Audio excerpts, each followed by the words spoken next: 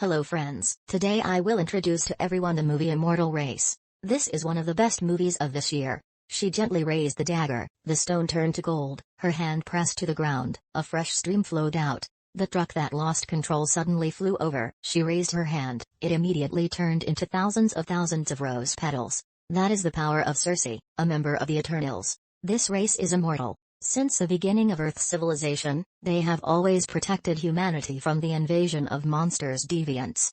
The story begins after the snap event of Thanos. Everything starts all over again. The superheroes are on the floor. These heroes help the king of Babylon to issue the law of Hammurabi, help drive out the deviants, help humans develop advanced production tools. But after destroying the deviants, living in peace for thousands of years, their leader died.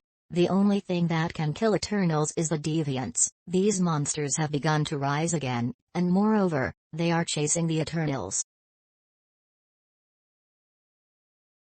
Gilgamesh takes the lead to destroy them. His golden fist can easily crush anything. On this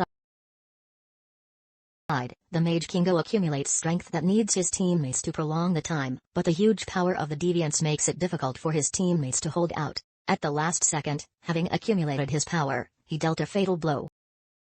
Icarus is the most powerful of the Eternals. He has a knack for high-altitude combat. His two eyes can release energy that destroys all. But once Deviants holds her head, he will no longer have the strength to fight Circe, who comes to help. But Deviants pushes her into the water, putting her in danger. She used her hands, blinked. The monster had turned into a dry tree. Each Eternals defeated the enemy. Only Deviants, he used his body to block Deviants' attack, and was pierced through his chest by many sharp thorns. Although he was able to protect the hill, he was completely drained of his strength, turning into a corpse. The other monster also had the strength of Gilgamesh's hands.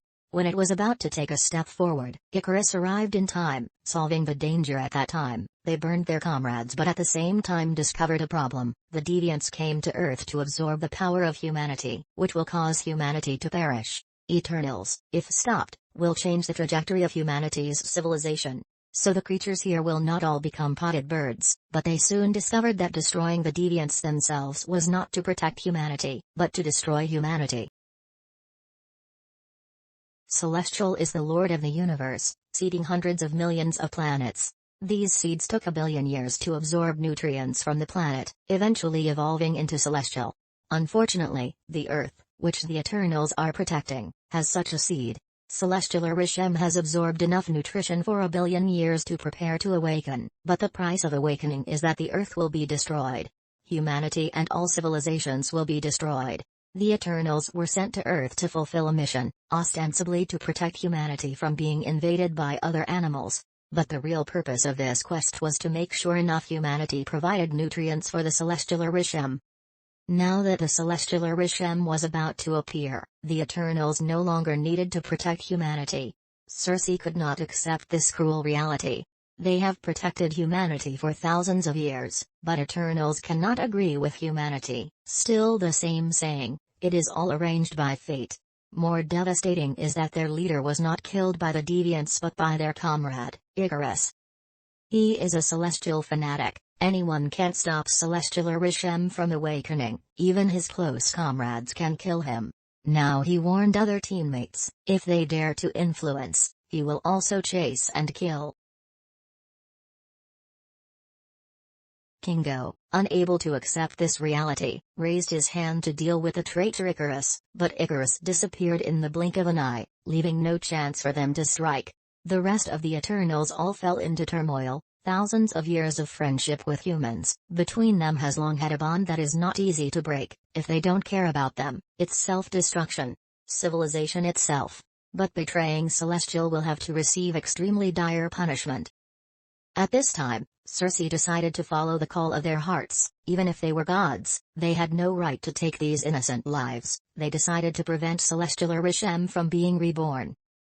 The Celestial Rishem is about to awaken, but the cost will be the destruction of the Earth.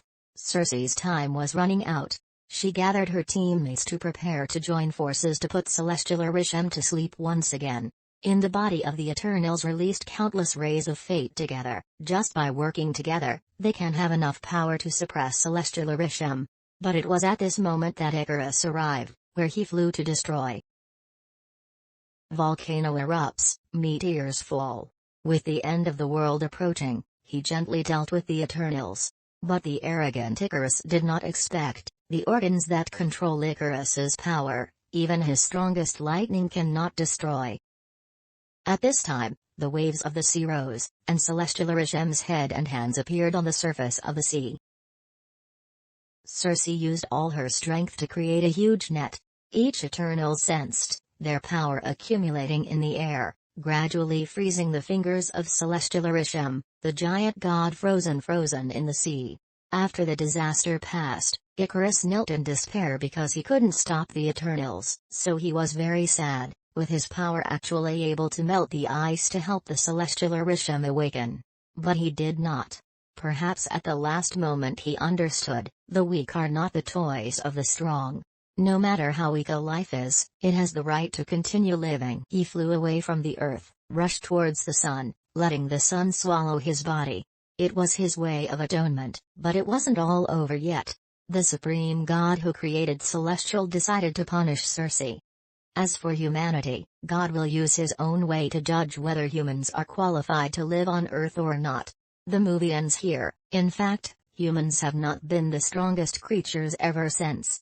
We stand in front of prehistoric beasts that seem powerless to resist, but urge us to live to this day.